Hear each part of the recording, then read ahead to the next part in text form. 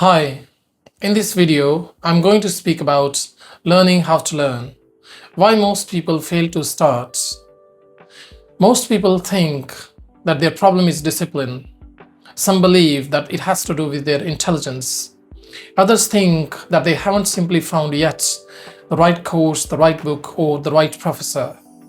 However, after years of observing people struggle with learning, one reality becomes impossible to ignore. Most people don't fail at learning, they fail at starting. They don't give up the midway, they don't burn out after months, they don't simply cross the starting line. Think about it for a moment. How many courses have you saved and never opened? How many books are lying on your shelf which you have almost never touched?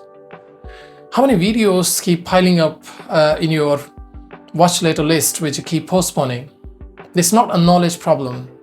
This is a starting problem. And unless and until you understand why starting feels so difficult, no learning method in the world will be able to help you. This video is not about learning techniques, memory hacks, speed reading, or note-taking systems. These things are important, but only after you have started. Today we are going to speak about invisible forces which stop people even before they take the first step. Because learning how to learn begins before the actual learning itself. The biggest misunderstanding about learning is the belief that you first need clarity, confidence, and motivation, and only then you start. However, in reality, it works the other way around. You begin confused, uncertain, and without motivation. And it's only after the moment has started that clarity, confidence, and motivation appear. Majority of the people wait to feel ready. They wait to be in the mood to learn. However, readiness is not a feeling, it's a result. You don't become ready before you take action. You take action and the readiness follows. Learning how to learn doesn't begin in the brain, it begins in the nervous system. It begins with energy. It begins with how secure your system feels when it faces uncertainty. And uncertainty is exactly what learning represents. Let's speak about energy, because starting costs energy, and this is something almost nobody tells you. Starting is the costliest part of any learning process, not the continuity, not the regularity, but the start. When you begin, you enter into the unknown.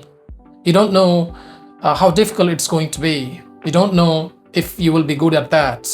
You don't even know how long it's going to take. And your brain hates all of that. The brain is not designed to make you successful. It's designed to keep you safe and conserve energy. Your brain doesn't ask, will it improve my life in 6 months? It asks, what it cost me right now? And learning, especially in the beginning, costs efforts without immediate reward. There's no instantaneous dopamine, there's no quick win, no validation. And at the same time, your smartphone offers you an easy pleasure without any uncertainty. So if you don't begin, it doesn't mean that you are lazy. Your brain is doing exactly for which it evolved, avoiding any unnecessary wastage of energy.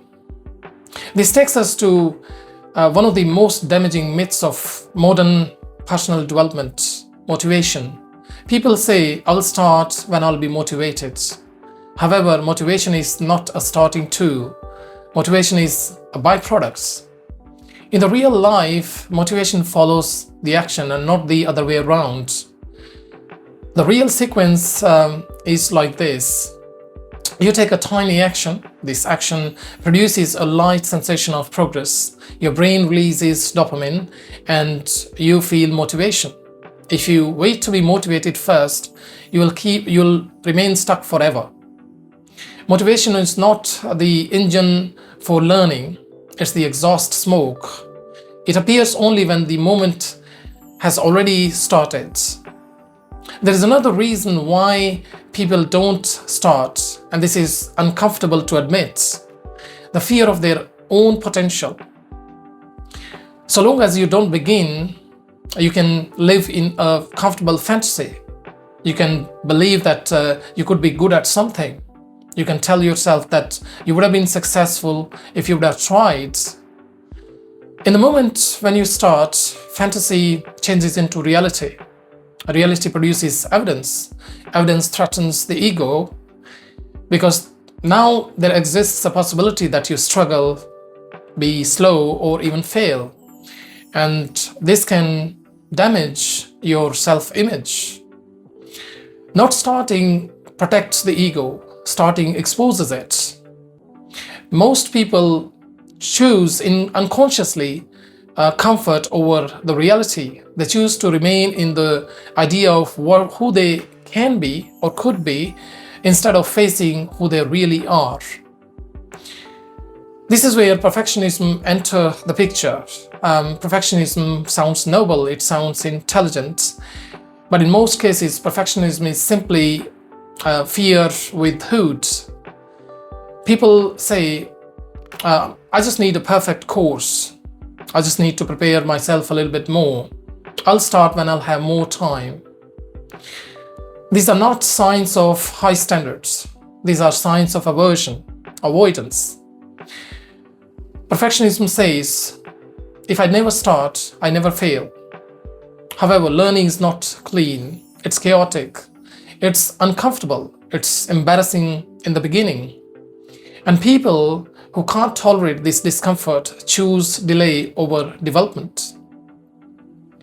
Another major reason why people don't start is the absence of a real emotional driver. To say, I want to learn something is not sufficient. This is a preference, not a driver. An action comes often from emotion, not from logic. In such cases, people take action when learning is connected to pain, a meaning, or an identity. When something hurts deeply enough, when something matters enough, when learning becomes part of who they think they are. Without an emotional reason, learning remains optional, and optional things are the first to be postponed. Then there is the problem of scale.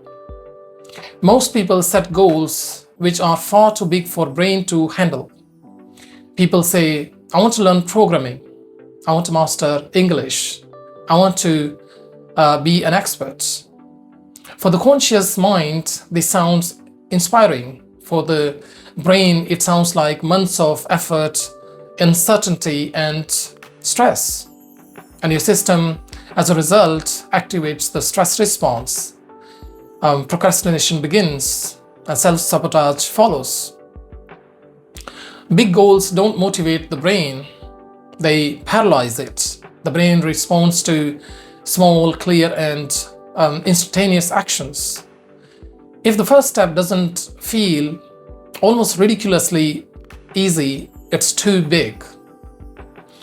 There's also a deeper layer that most people ignore: emotional memory. For many adults, learning is emotionally associated with pressure, judgment, grades, and comparison. The body remembers it, even if the mind doesn't. So when an adult says, I'm just not good at learning, what they often mean is, my nervous system associates learning with stress. This is not a mindset problem. This is a conditioning problem. Learning how to learn means transforming emotional experience of learning from threat to security. And finally, we have to speak again about energy, because even the best mindset fails when the base energy is low. If you are constantly tired, mentally overloaded, emotionally drained, or chronically stressed, learning becomes biologically difficult. Discipline can't overcome or override exhaustion forever. Learning is not only a cognitive activity but also a biological one. No energy means no start. This is why learning how to learn starts with sleep, movement, mental space, and emotional regulation, not with productivity hacks. This is the ultimate truth. People don't fail because they are incapable of learning. They fail because moment of start is stacked up against them. And this moment is influenced by energy, security, emotional history, ego, and scale. And the most important principle to remember is this one: you don't start because you are ready, you become ready because you start. With this, I am ending this video. I thank you in advance for likes, shares, and comments. Thanks for your time, and see you in the next video. Bye.